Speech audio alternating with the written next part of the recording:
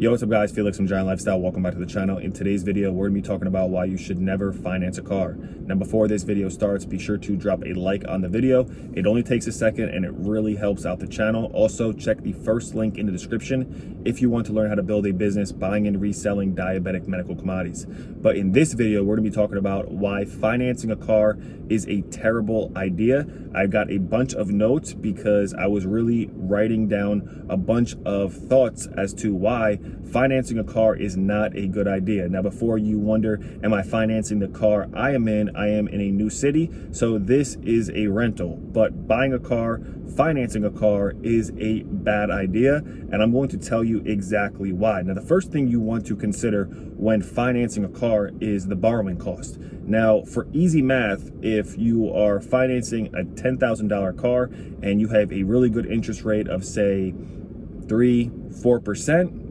the borrowing cost might not be that bad. But the average American car that's being financed nowadays can range anywhere between 20 and say 50 or even up to close to $100,000. And when you're financing a car and you're borrowing that type of money, the borrowing costs can really add up. So it could go from, $10,000 with a 3% interest rate to, $20,000, $30,000, $40,000. And some people, if your credit isn't good enough, your borrowing rate or your interest rate is really going to make that money very costly. So you have to think about how much are you actually spending just to be able to borrow that money. Not to mention, once you actually borrow the money and you drive that car off the lot, that car is an immediate liability and it depreciates the second you drive it off the lot. Even if you buy a brand new car, and those are actually the worst type of cars to buy. If you were to finance a car, I recommend you get something that's used. Get something that's 2, 3, 4, 5 years old that already depreciated, because if you buy a brand new car, even if it's brand new 2022, 2023, the second you actually sign the paperwork and drive it off the lot, it will probably drop in value by $20,000, $30,000, $40,000. And if you wanted to go sell it back to the dealership the very next day, you would take a huge loss. So if you're buying and you do decide to finance a car, be sure to do a car that's used, because if you get something that's new, it literally drops in value the second you drive it off the lot. So you got the cost of the money you're actually borrowing, and then you have the depreciation. The next thing is maintenance. So cars like this, like a car I'm in right now, this is actually an Audi Q7. A car like this, if you were to buy it from the dealership, I believe this is a 2021, is probably somewhere around 60 to 100,000, depending on which packages you get. If you get the souped up version, or if you get any, custom or, different designs. So something like this could probably be, give or take, around $700 to, if not over $1,000 per month in monthly payment, depending on how much you put down, not to mention your insurance. And that's also another factor that you're going to want to think about. So even if you do get the warranty, because a lot of these souped up cars come with a manufacturer warranty, you still have to think about the things that are not included in the manufacturer warranty, which I know a lot of them don't include, like the computer. Now this car has like a huge computer screen right here, and sometimes if you have a manufacturer warranty where they might cover a flat tire or brakes or stuff like that, sometimes the computer of the car is not covered. And then also, when those manufacturer warranties actually do run out and expire, the cost of getting a new manufacturer warranty, now that the car may or may not be a few years old, typically the manufacturer warranty will be good for like 2 years. Now that the car is 2 years old, the next renewal of the manufacturer warranty could be a good size amount of money. It could be 3, 4, 5, closer to $10,000, depending on what year and which type of coverage you're looking to get with that car. So if you don't have the manufacturer warranty and you're having to come out of pocket, because a lot of people actually don't buy the full warranty where you can basically, anything happens to your car in the first year or two, you're covered. But after that warranty expires and you need a new tire or you need new brakes, cars like this are very costly. A new tire might cost a couple $100. To get all your brakes and rotors done might be well over $1,500, $2,000. So you have to think about the maintenance. Yes, not only do you have the monthly payment, which we're going to get into, but the maintenance on cars like this, or cars in general, that are brand new cars, is definitely not cheap. As the newer and newer the car gets, and the more and more nicer or luxury the car gets, the maintenance on the car is going to be very costly. The next thing is insurance. So especially when you're buying a car like this, or you're buying a brand new car, or you got to look cool for your friends and you're getting the BMW or the Mercedes or the Lexus, the insurance on these cars is not cheap. I know I've had insurance monthly plans, especially because I have a lot of tickets and speeding tickets and things like that my insurance was close to $400 or $500 per month.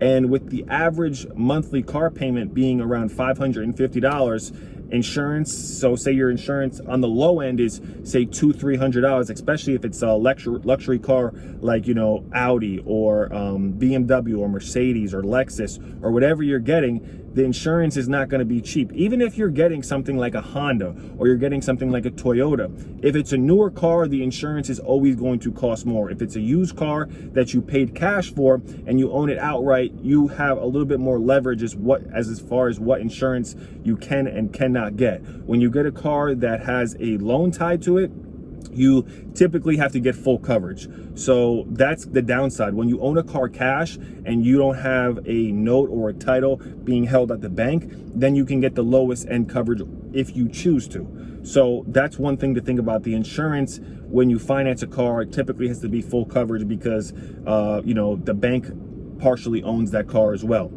The next thing is the payment, right? So those payments are not cheap. Even on something as little as a Honda or a Toyota, your payment might easily be $200-$300, maybe close to $400. When you start getting into cars like this, or BMW or Mercedes or Lexus or whatever it is, or even trucks, your payment could be $500, $600, $800, $900, close to $1,000. I read online that the average car note payment is $550. So think about if you were to take that $550 and start a side hustle or start a business or invest into crypto or stocks. The amount of money that people put into their cars to more or less, maybe look cool or keep up with the Joneses or whatever the reason is that they get their cars. Now I like driving nice cars too. When I had the option to either rent this car or get a different rental, I wanted to drive a nice car because I like nice things and I like to enjoy the fruits of my labor. But I wouldn't buy a car like this unless I was going to buy it cash. I think the only way you should actually go and get a car when it's time to get a car is if you could pay cash for it. If you can't pay cash for it, you can't actually afford it. So people have said, there's a quote that says if you can't buy it twice or if you can't pay cash for it, then you can't really afford it. And then not to mention, it's just a huge liability. Unless you're going to put something like a car like this on Turo, it doesn't really make any sense because it's not going to put any money into your pocket. This thing is going to be easily, especially if you get a nice car, you should factor anywhere between $400 and $1,000 per month between, the car note, the insurance, the maintenance, the gas, everything that goes into it. But if you take the money that you were otherwise going to put towards your car and put into a side hustle and delay your gratification and get a cash flow, then if you choose and you have like a steady passive cash flow coming in every single month, where hey, the money I make from either this rental property or from this side hustle I can use to pay for my car, then you can choose to do that. But even then, if you were to start a side hustle with the money that you otherwise would have took and spent it on a liability like a car, you could just keep rolling that into new assets and new investments. So with the average payment being somewhere between $400 and $1,000 per month when you're adding up insurance, the note, the maintenance, the gas,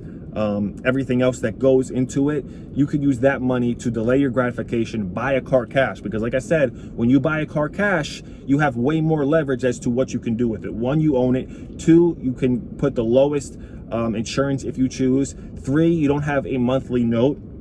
And it's just, I think it's kind of, when you really look at the bigger picture, it's stupid to be paying for a car every single month. It's like you're renting the car. Now, yes, you are owning it, but you're stuck with that note for 3, 4, 5 years, depending on how long your car note term is. So in my personal opinion, the best thing you can do is to go buy a car cash. In the beginning, it might not feel as good because yes, you don't have that brand new car, or hey, you don't match with your friends, or whatever the case may be. But the most important thing is to delay your gratification and then build assets that could pay for your car, because having a car note of, you know, $500, $600, $700, and then you got the insurance and you got the gas and you got the maintenance, in the beginning it's going to feel cool and it's going to feel nice. But when you got that payment coming up every single month, and what the car dealerships will do is they'll trick you and say, hey, we'll give you 3, 4, 5, 6 months no payments, but those months go fast, and before you know it, you're going to be making payments. And you know, if you don't have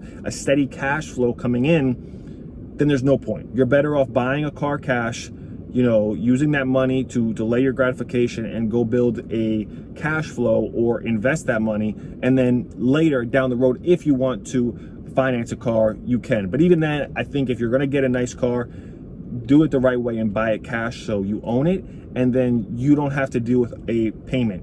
And if you are going to do it, delay your gratification. Always think about something, you know, for, you know, a couple days, especially with a big purchase like this. Before you go out and pull the trigger on a car, think about it for a little while and find out if this is something you really want to do, and don't just jump on it right away, because this is a big commitment. Once you're into this, you're into this. There's no going back to the dealership tomorrow and saying, hey, I don't want it, because it basically just lost all its value. So that's why financing a car, in my opinion, is not a good idea. There's so many downsides and almost no upsides to it. If you're going to buy a car cash. You own it outright.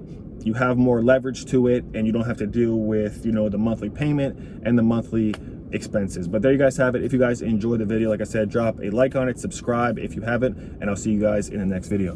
Peace.